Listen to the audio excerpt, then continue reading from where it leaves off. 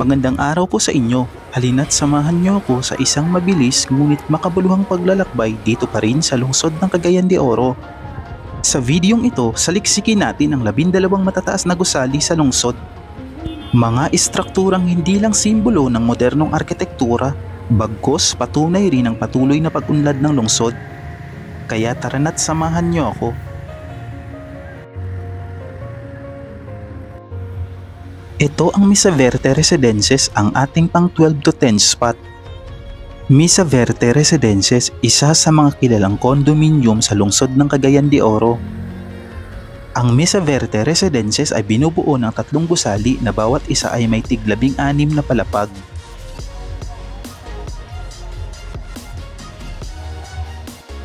At ayon sa listahan ng tallest building sa lungsod, ang bawat gusali ay may tinatayang taas na 62 meters. Ang proyektong ito ay opisyal na inilunsad noong taong Nobyembre 2015 bilang unang venture ng Cebu Landmaster Incorporated sa labas ng Cebu. Sa Phase 2 na kinabibilangan ng unang 2 tore kasama ang clubhouse at amenities, inaasahang matatapos ito noong taong 2018 at ang kabuuang proyekto ay natapos noong taong 2020 nang sinimula ng developer ang turnover ng mga units sa kanilang mga may-ari. Ang Mesa Verde Residences ay matatagpuan sa Osmeña Extension at Corrales Extension, Barangay 26, Poblacion, Cagayan de Oro City. Sa pagitan ng mga pangunahing kalsada tulad ng Corrales at Osmeña exit sa loob ng 1 kilometro mula rito makikita ang mga malls gaya ng Centrio Mall, Gaisano Mall, Lemquetcay Center pati na rin ang mga paaralan at ospital, simbahan at iba pang mga pangunahing pasilidad. Ito naman ang pang-siyam sa ating listahan. Ito ang detalye tungkol sa SMCDO Downtown Tower, isang prominenteng opisina o BPO tower sa lungsod ng Cagayan de Oro. Ang SMCDO Downtown Tower ay may 12 palapag bilang kabuoang gusali para sa tower. Sa loob nito may 8 palapag na nakalaan para sa opisina at business process outsourcing companies or BPO companies. Meron din itong helipad sa itaas ng gusali. Ayon sa isang artikulo, ang gusali ay may taas na tinatayang 75 metro o 246 na talampakan. At ito ay itinuturing na pinakamataas na umiiral na office building sa lungsod. Ang SMCDO Downtown ay opisyal na binuksan noong taong May 12, 2017. Ang Downtown Tower naman ay inilunsad o opisyal na pinasimula noong October 17, 2018. Matatagpuan ang SMCDO Downtown Tower sa Claro M. Recto Avenue, corner Osmeña Street. Malapit ito sa mga pangunahing kalsada at mga komersyal na establishmento kaya madaling puntahan mula sa iba't ibang bahagi ng lungsod. Ang tower na ito ay dinisenyo para sa mga negosyo at BPO companies, kaya moderno ang pasilidad, may centralized air conditioning, full security, backup power, mahusay na sistema at marami pang iba. May sky garden din sa ika-5 palapag na nagbibigay ng pahingahan o green escape para sa mga empleyado o mga tao sa gusali. Nakakagaan sa mga mata at nagbibigay din ng kaunting sariwang hangin sa gitna ng downtown traffic. Dahil sa lokasyon nito, ramdam ang pagiging urban hustle at bustle. Naririnig ang mga tunog ng lungsod, maraming tao, traffic minsan, ngunit sa loob ng tower may mga amenity at dinisenyo sa naglalayong maging komportable ang nagtatrabaho roon. Pinaghalo ang utilitarian at kaunting relaxation, grafikong disenyo at visibility dahil mataas ito kumpara sa ibang opisina, naging landmark na rin ito sa downtown CDO. Ang pang-8 sa ating listahan ay ang New Dawn Hotel Plus. Ang gusali ay may humigit kumulang 20 palapag kabilang ang mezzanine level. Ito ay natapos noong taong 2017. Matatagpuan ito sa Don Apolinar Velez Street, corner Macahambo Street sa downtown ng Cagayan de Oro City. Malapit sa mga pangunahing ospital, paaralan at shopping or business areas kaya't accessible para sa mga biyahero, mga business visitor at mga lokal. Ang hotel ay may rooftop restaurant at bar na tinatawag nilang Top View Restaurant o bar sa ika-20 palapag na nagbibigay ng magandang tanawin ng lungsod lalo na sa gabi. Libre ang wifi sa mga pampublikong lugar at sa silid para sa mga guest. May parking facility gaya na lang ng parking building.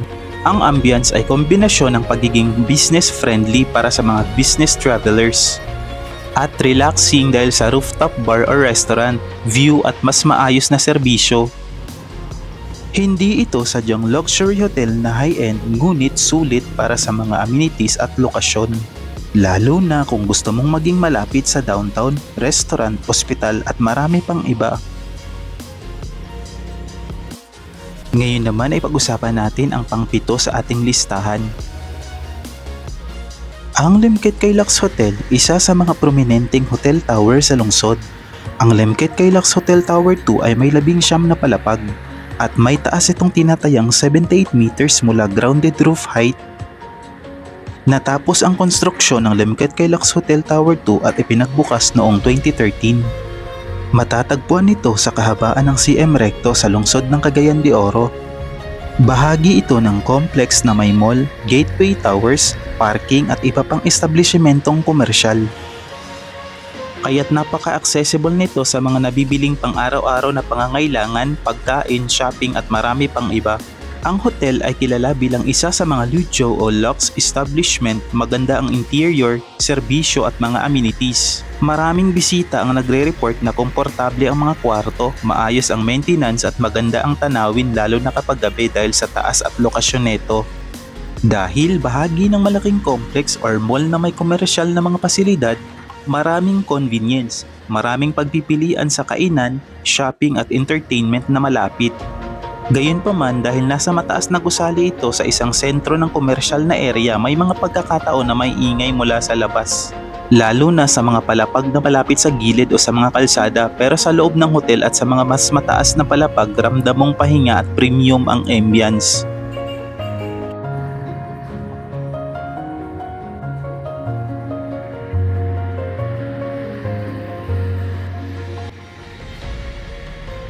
Narito naman ay ang pang-6 sa ating listahan. Ating tatalakayin ang Casa Mira Towers, isa sa mga pinakabagong residential condominium project sa Cagayan de Oro.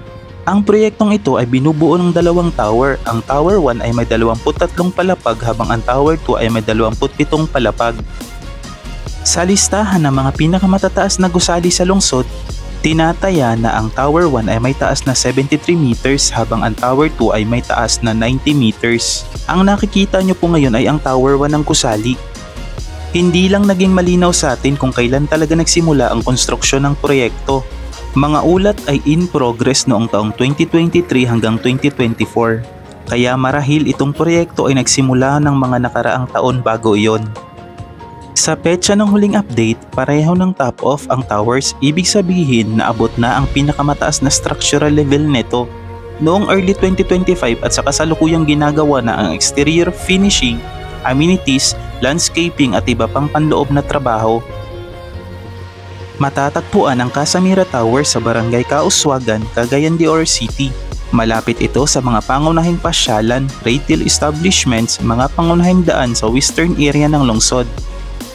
Itong proyekto ay idinisenyo para sa modernong pamumuhay sa lungsod, value for money condominium units, na may mga modernong amenities gaya ng swimming pool, landscape areas, multi-purpose spaces, retail area sa ground floor, 24/7 na seguridad at lobby per tower. Dahil sa taas ng mga tower, maganda ang tanawin lalo na sa mga mataas na palapag, may natural light at dahil sa mga espasyong landscape, may pakiramdam ng kaunting katahimikan kahit nasa urban area. Samantala, may mga review o ulat mula sa progreso na sinasabing ang Tower 2 ay medyo mas mabilis ang exterior works nito kumpara sa Tower 1. Ang Tower 1 kasi ay nakikita na malapit ng matap off sa mga updates noong January 2025. Narito naman ang ating pang-5 sa listahan. Alam natin yung ilan sa mga natatanging katangian ng Centrio Tower, isa sa mga prominenteng residential condominium sa Cagayan de Oro.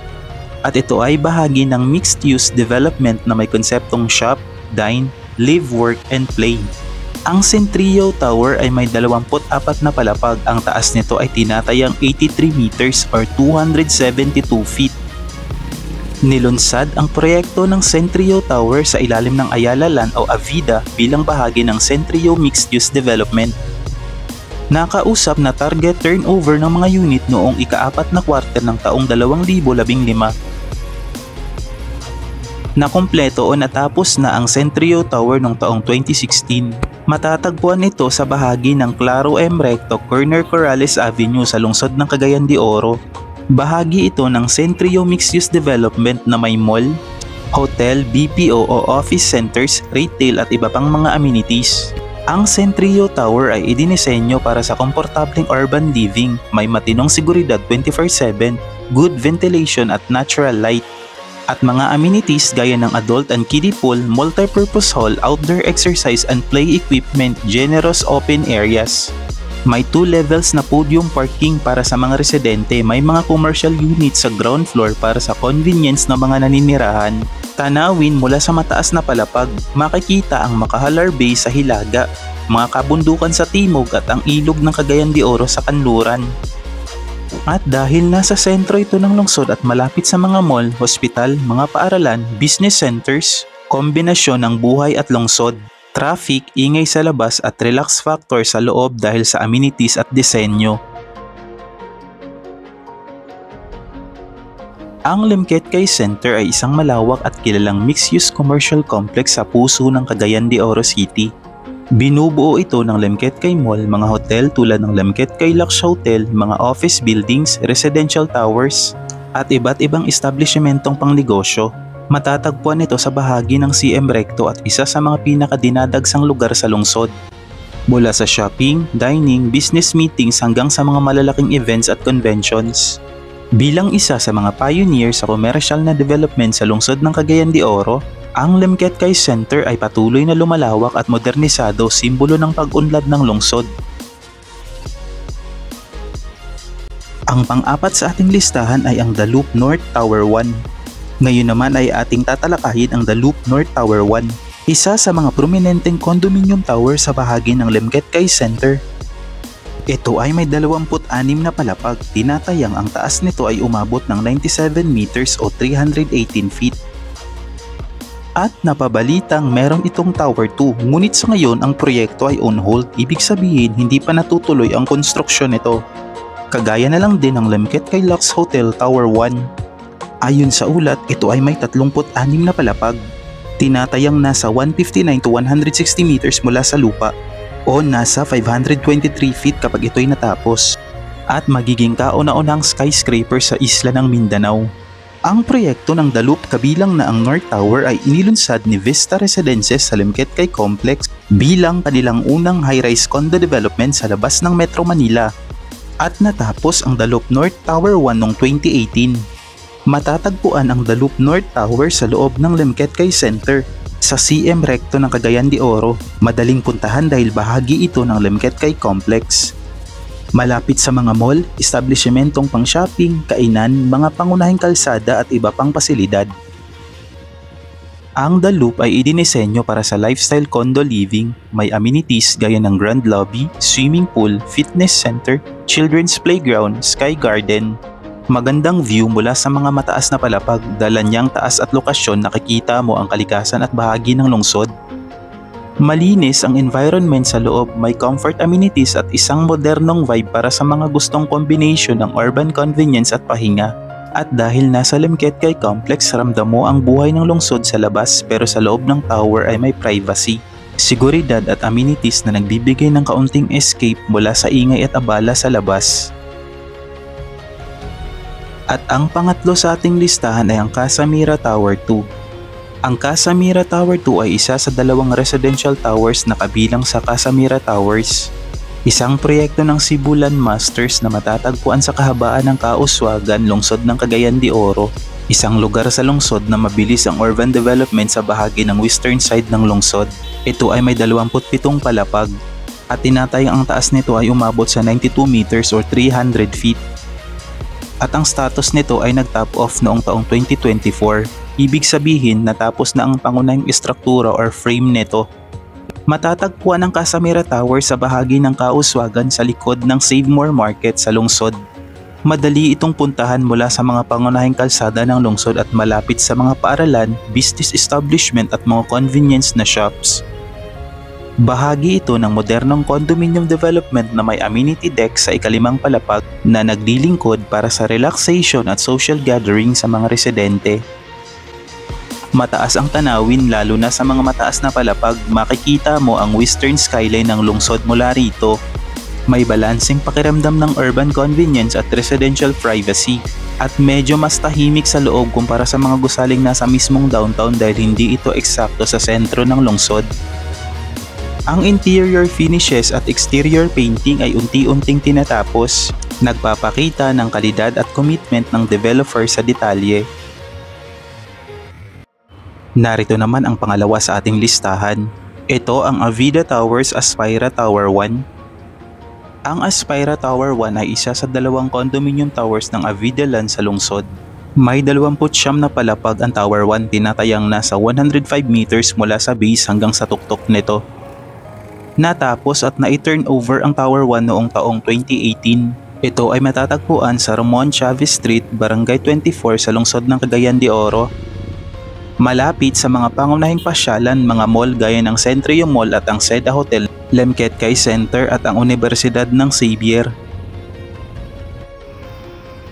Ang Avida Towers Aspira ay may mga amenities na resort-like at design para sa mga naghahanap ng kombinasyon ng convenience at komportableng pamumuhay. May swimming pool, viewing deck, open plaza, playground, fitness zones, residence lounge, game room, multi-purpose hall, retail strips sa ground floor. Mataas ang tanawin mula sa mga mataas na palapag, nakikita ang mga kalapit na mall, lungsod at bahagi ng skyline ng lungsod. At dahil sa lokasyon, accessible kaagad sa shopping, ospital, mga universidad, kainan, pero sa loob ng tower, ramdam mong may privacy, may safety at may bahagi ng katahimikan kumpara sa abalang mga kalsada sa labas.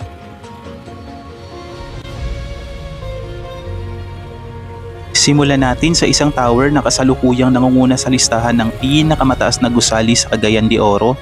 Ito ang Avida Towers Aspira Tower 2, isang modernong residential condominium na swak para sa gustong mamuhay ng malapit sa urban life pero may komportable at malilim na pakiramdam. Ang Avida Towers Aspira ay ang pinakamataas na twin tower condominium sa isla ng Mindanao. Ang Tower 2 ay may 33 palapag. Ito ang binansagang pinakamataas na gusali sa buong lungsod at sa buong rehiyon. Tinatayang ang taas nito ay 150 meters mula sa lupa hanggang sa tuktok. Ang Tower 2 ay natapos at na-turn over noong taong 2023.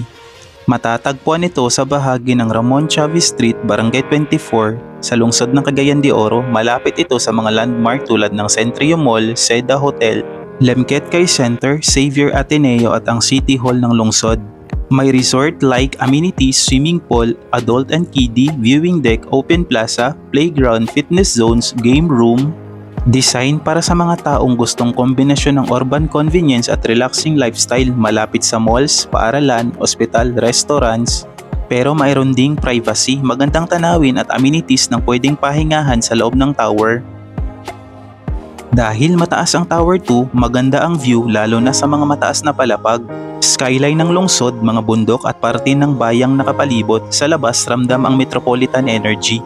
Trapiko at ingay ng lungsod, pero sa loob, lalo na sa gabi at sa mga high floor, may katahimikan at komportableng kapaligiran dahil sa disenyo, materials at amenities. At dito nagtatapos ang ating paglalakbay ngayong araw sa mga pinakamataas na gusali sa lungsod ng Cagayan de Oro. Nakakabilib na makakita ng ganitong pag-unlad, patuloy na tumataas hindi lang ang mga gusali kundi pati na ang mga pangarap ng mga tao. Maraming salamat sa inyong panonood at suporta. Huwag kalimutang mag-like, mag-comment at mag-subscribe para sa iba pang mga kuripot-friendly na ganap at kwento. Ako si Ganap ni Kuripot at hanggang sa susunod nating kwento at paalam muna mga kaganap.